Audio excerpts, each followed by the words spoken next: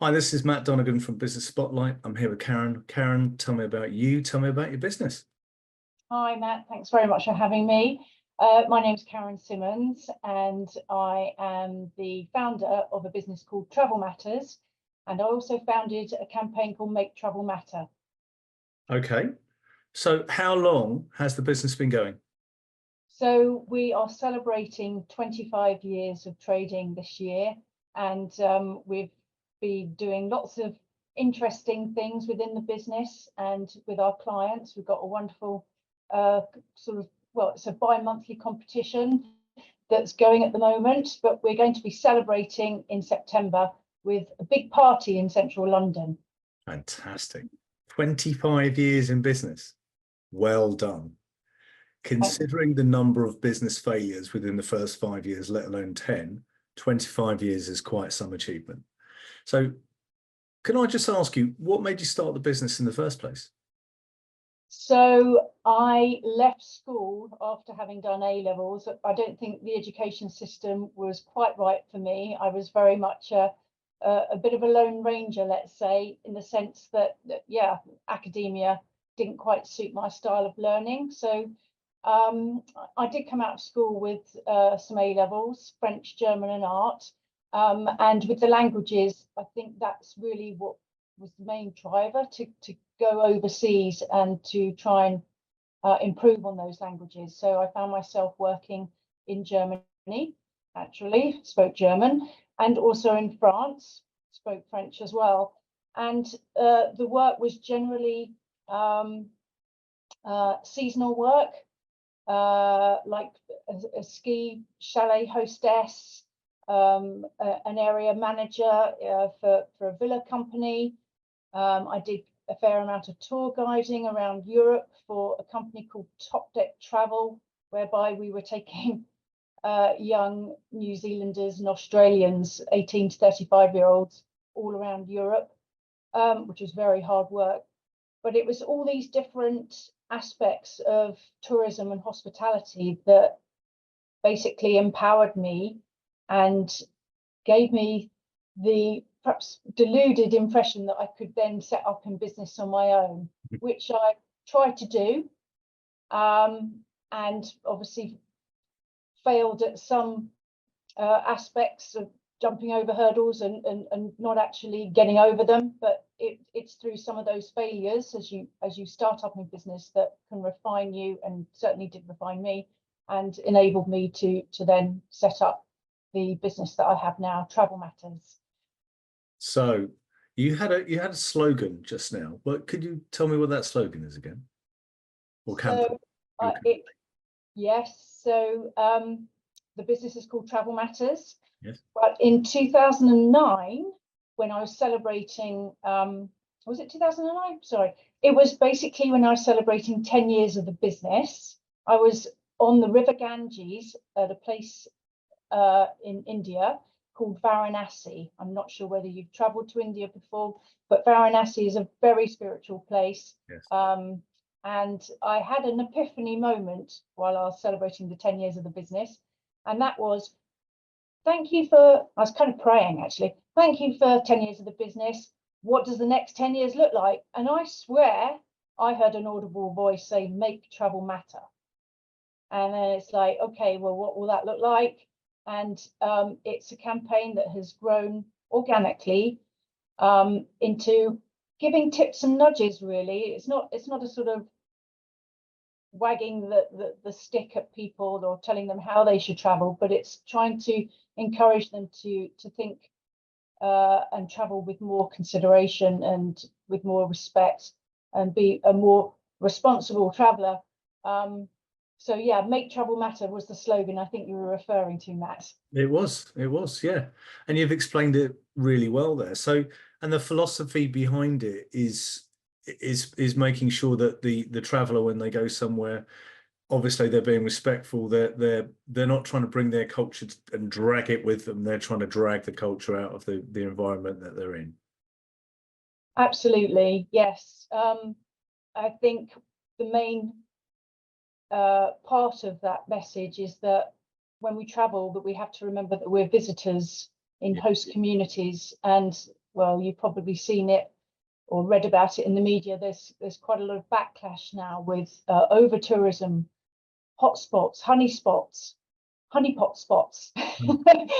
That where you know there's too many people, and clearly residents and people in those host communities are fed up because of the consumer behavior of sort of take and not really sort of giving back to those communities or understanding them and traveling sensitively and treading lightly, you know. So can I ask you to give me 3 top tips for making travel matter then? What are your 3 top? Well, when you pack your bags and perhaps get on an aircraft or go into a ferry, don't leave your brains behind.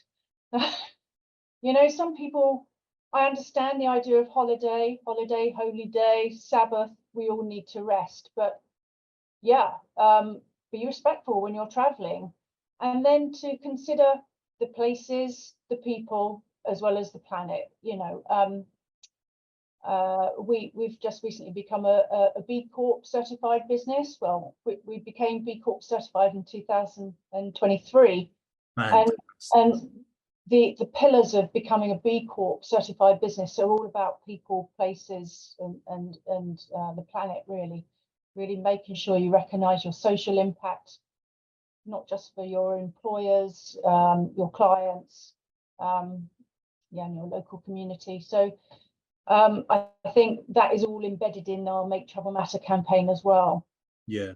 So that's brilliant. As you may well know, I'm a big fan of B Corp. I think it's the way forward in business. So to do that inside, so for people who don't quite know what B Corp is looking after all the stakeholders, isn't it? It's about having one eye on ESG, sustainability, etc. It's also about having a good work environment for your staff. Your suppliers, as well as your shareholders, are actually the stakeholders in the business, and you have a legal requirement, not just on a little piece of paper somewhere, but you have a legal requirement that you run the business with those elements in mind. How do you find that becoming a B Corp in travel, when travel itself, sustainability issues around it, what do you find the biggest challenge about running a B Corp business in the travel sector? It's a really, really good question. I think I have real challenges around the airlines that are incentivizing people to travel more frequently with their frequent flyer programs, for example. And this is a question to pose to them really, or for government to discuss with those airlines, for example. You know, if some of that money were ring-fenced into research and development and was giving back somehow to ensure that they're really looking at more renewable energy and trying to come away from the fossil fuels, that would be great. I mean, that's a big challenge though, isn't it? And I really don't have the answer to that. But the other thing is people that jump onto cruise ships as well. I understand cruise ships can be a really good way for those perhaps more with mobility issues or elderly that don't want to travel so hard on their adventures. You know, that perhaps getting onto a cruise ship is a good way to still get to see the world. But have those people actually thought about how much of the money is going back into the countries that they're actually visiting? I guess there's the other aspect about cruises is you don't actually see very much the places you're going to see that you go. I mean, I've been in environments where I've been taking a holiday somewhere, and we've been in a port when a boat comes in, and they run off, do a little bit of shopping right around the centre, and then run back on afterwards. Didn't really allow for much of the integration that you're talking about, the kind of living in that space, let alone the issues with with regards to the fuel consumption that some of these cruise lines use. So I guess, yeah, I mean, it must be, there are challenges in your profession, right? There really are. What can I ask you? What makes you stand out? What makes Travel Matters stand out? Apart from your kind of mission, you've got a why, right? You've got a purpose in your business. What other things stand out about your business? Okay, well, I like to think that our business has been fruitful because people understand the message and what we believe in as a business. Trade-wise, perhaps I'm the big disruptor, or Travel Matters is the big disruptor, because clearly it doesn't sit well, does it? You know, you have a travel business, but then you're not encouraging people to travel in a particular way. What we stand for at Travel Matters is we're offering a service to people that are perhaps more time poor. They want to really get under the skin of the country, have an immersive experience, a transformative experience. They're keen to see tourism be a force for good, and that they're keen to be educated in some ways, but perhaps these days with the internet, sometimes we can be so bowled over with the amount of choice, and well, then you have trusted voices or websites, fake websites, AI not having everything as accurate as it could be. So I like to think that, you know, we've been around for 25 years because of word of mouth and recommendations, and for that I'm very grateful. Yeah. So what I'm hearing from you is about authenticity. Yeah. So there's it reminds me a bit of the brand Patagonia, who part marketing, part philosophy. You know, if you buy from Patagonia, you expect that garment to last 20, 25 years. And they don't want to sell it to you unless that's the spirit that you buy it in, which it sounds like you're doing that with travel. It's the sort of Patagonia of travel. Can I draw that analogy? Wow, well, I would be truly flattered if that is the analogy I'm thinking about, because I have a lot of deep respect for the founders of that business. Yeah. So much. And I think we still want to go out and travel in our society. It's, as you say, you know, the holiday is kind of sacrosanct to many people, but you're right, we do have to do it responsibly. I completely agree. Sustainability is on the agenda all the time now, and as we identified earlier, actually that could jar with your industry, but you're taking a very different approach to it. So maybe you do position yourself as the Patagonia of travel. So I'll say it if you don't. So so look, what have been your biggest learnings in 25 years in business? What have been your biggest learnings? Well, certainly as I was setting up in business, I was incredibly naive, and I had to pull pints in my local pub to supplement the income. And then, of course, I've had children in between, and that was a big learning, because I thought I was invincible, and I could breastfeed my first baby while I was taking an inquiry over the phone with the headset. Well, I didn't have a headset in those days. It was just the old-fashioned telephone. Baby being breastfed and not wanting to tell the client that I'm a new mother. So yeah, first 6 months of becoming a mother and also having your own business, thinking you can do everything, it clearly leads to burnout or postnatal depression. So I've had to learn a lot about not feeling that you have to be in complete control all the time, or just being a bit kinder to myself. And actually that's still work in progress. As a woman in business, that's a totally different subject matter, so you better not get me started. But yeah, there's quite a lot to learn about trying to feel like you have to prove yourself. Yeah. I had a story once. I was at a seminar. It was about fundraising, and there were three female founders on the panel and one guy. And the guy was asking the questions, and he was asking about fundraising. This one particular founder, she was hugely successful. She said the way that she raised money in the early days of her business was she had to take a guy into the room and provide him with some of the language to say during the meeting, because the questions would be addressed at the guy, not her. Do you still feel there's a bit like that out there? Yeah, probably. Yes. It's quite encouraging to see quite a few panels within the travel and tourism sector having women on those panels now.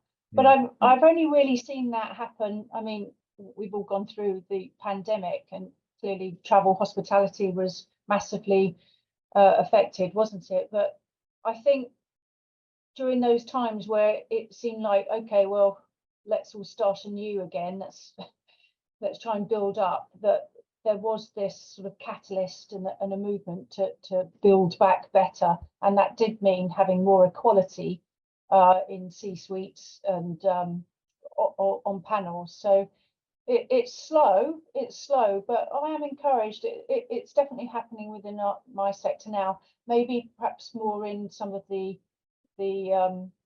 more forward-thinking countries. Yeah, sadly, it's not the case everywhere. So, ask you another question here, and that's based around what the future holds for you, because you've pointed to a future where we hope more women are going to be more recognised in business. What about you personally? What about your business? What's the plans for you at the moment? What's the plans for you, and what's the plans for your business? Well, I have been very much on a journey of delegation and catching up with all those lunch breaks that I never had. And actually, it feels good to have a better work-life balance. Couple of years, well, I say a couple of years ago, it's not quite a couple of years ago, it was only last year, we created a new sort of business revenue stream, I suppose is the best way to do it, whereby we're offering people that are very much interested in travel, are curious, they love travel, they like being in the service sector. We invited them to come along and create their own lead generation, but they became travel advisors. So it's not, I don't want to use the terminology as a franchise, because it's not quite a franchise, but what we've done is suddenly have 5 new members to our team that are enjoying the benefits of being a travel advisor, of helping people with booking their adventures or holidays, sabbaticals, leisure trips.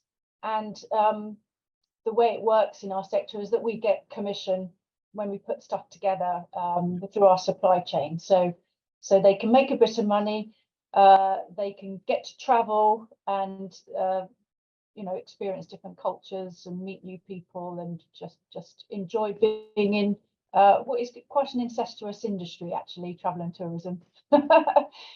Okay.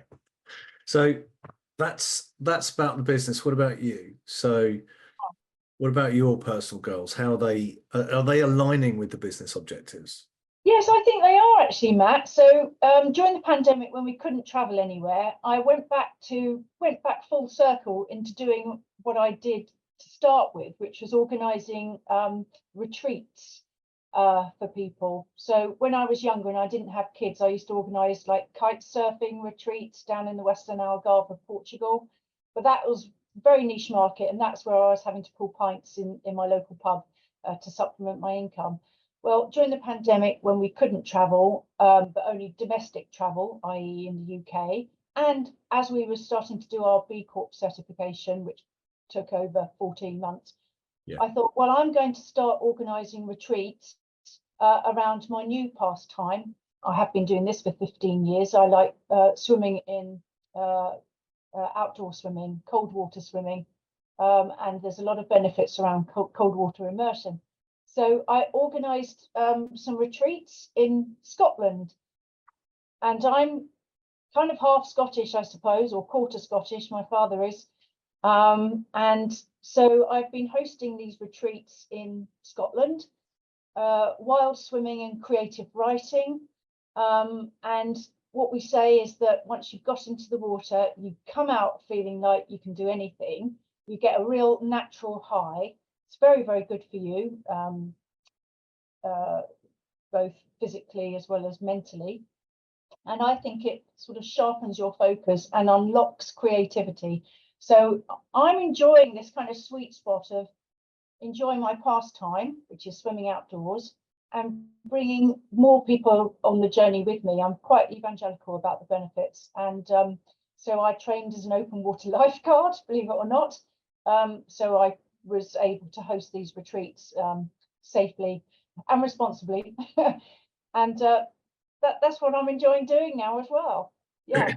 Do you know what? When I speak to a lot of business owners, as you would imagine, and one of the things that I often come across is when businesses, sometimes they struggle. I mean, running a business is tough, right? It's a tough thing to do. And I often find them struggling, particularly when they don't have a purpose, when they don't have a why. What's really, really coming out in this conversation is you've got your why completely down. You've got personal goals and objectives. You've got pastimes and activities that nurture you. Just by doing them, you've transformed your company from a B Corp into a B Corp, and you've developed a market position which makes you the Patagonia of the travel industry. That's brilliant. That's fantastic. That's a why. That's a why, right? Because I think it's Nietzsche who said that if you have a strong enough why, then the how, no matter how hard it is, you'll do it. You'll get to your why. You've got your why. That's brilliant. That's fantastic. So look, really want to keep in contact. I want to find out how the B Corp journey goes for you, actually, because it's not easy to do. I mean, you took 14 months. That doesn't sound too different from what I've heard before. I mean, it's not an easy journey, and it sounds like a lot of your business hasn't been an easy journey. You haven't taken the easy path. So, and it sounds like you don't do that in life either, whether it's a train in Varanasi or turning into a B Corp. So look, absolutely fantastic speaking with you. I love speaking with businesses that have got a heart, particularly around sustainability as well. So absolutely fantastic speaking with you. Let's keep in contact. Really want to hear about the next stage of your journey. Thank you, sir. Thank you very much for the privilege, Matt. Nice to meet you. Thanks, Karen. Bye-bye.